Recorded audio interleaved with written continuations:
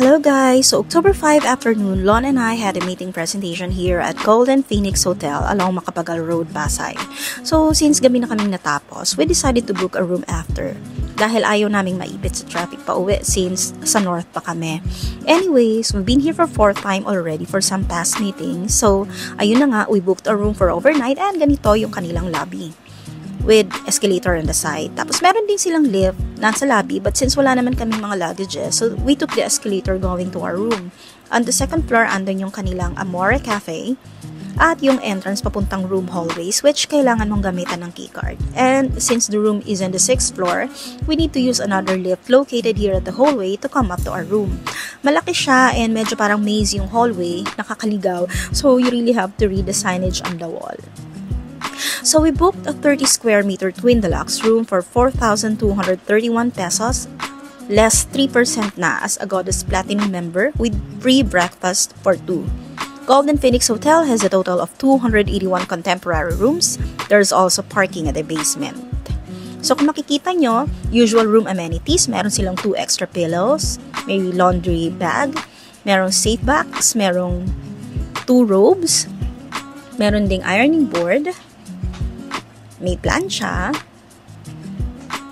may room sleepers, merong whole body mirror, meron silang mini bar, so nandiyan din yung coffee station,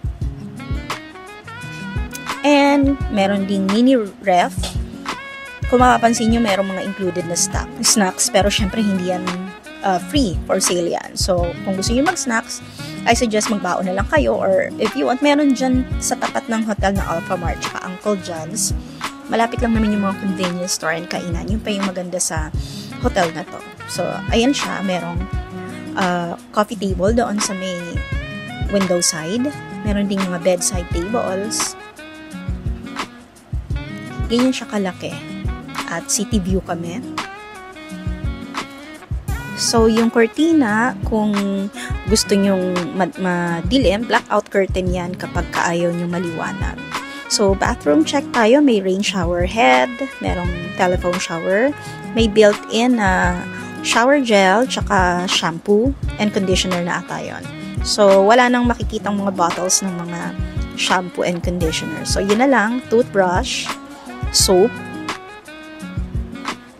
merong cups, tapos may hair blower or dryer, may spherical mirror. So, I suggest dala na lang kayo ng sarili nyong toiletries, diba?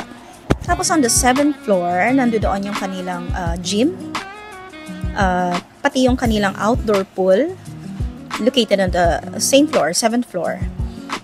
Pati na rin yung kanilang breakfast buffet dining area, nandito na rin. Ilang beses na kami nakaakyat dito sa pool area na to, pero every time nakaakyat kami, walang naliligo. Ewan ko, for some reason, hindi ko gusto yung ambience niya. Maliit lang siya. Tapos yung water sa pool, parang hindi ganun kalinaw. Parang ang labo niya. So, yeah, parang, well, para sa akin, hindi siya ganun kaganda. So, eto na nga, magbe-breakfast buffet na kami. The breakfast buffet nga pala offers a combination of Western and Asian cuisine.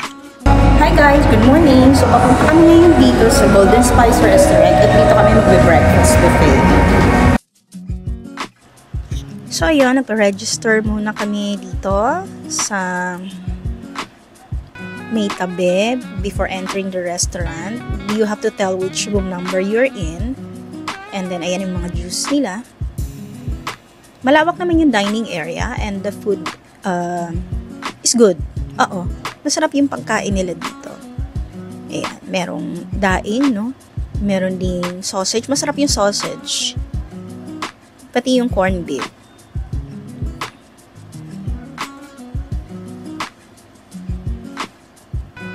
Ito rin nagustuhan ko kasi ang lasa, roast beef yan, pero para siyang ang lasa niya ay bistek Tagalog.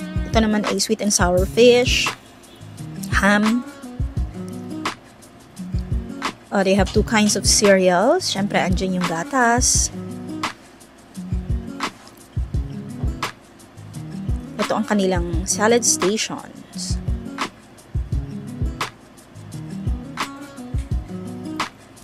With 2 kinds of dressings. I think ito ay Thousand Island and Caesar salad.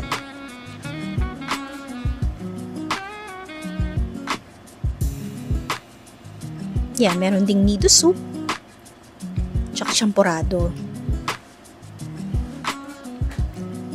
So, yung kanilang rice. Steamed veggies or chop suey ata ito. Hindi ko na kasi natikman yan eh. So, here in this side, ang kanilang fruit station. Dito naman yung kanilang dessert station na hindi ko na rin tinikman.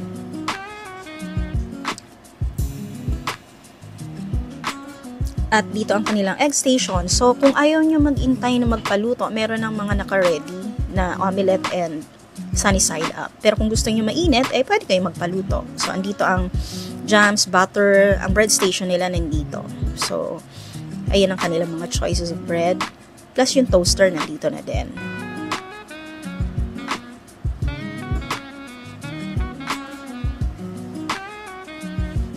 Ayun, may pancake din. So, ito lang yung aming nakain. Okay na yun eh. You have all what you want here, all you need, no? Sapat lang kasi ito nga lang yung nakain ko eh. Ito lang yung kinain ko, busog na ako. So, on the same floor, meron din sila ditong kakabukas na massage spa or parang aesthetic clinic. So, the hotel, I can say overall is indeed clean and nice. A bit average in terms of style, pero okay na din for the price. So, that's it for today's video. Bye!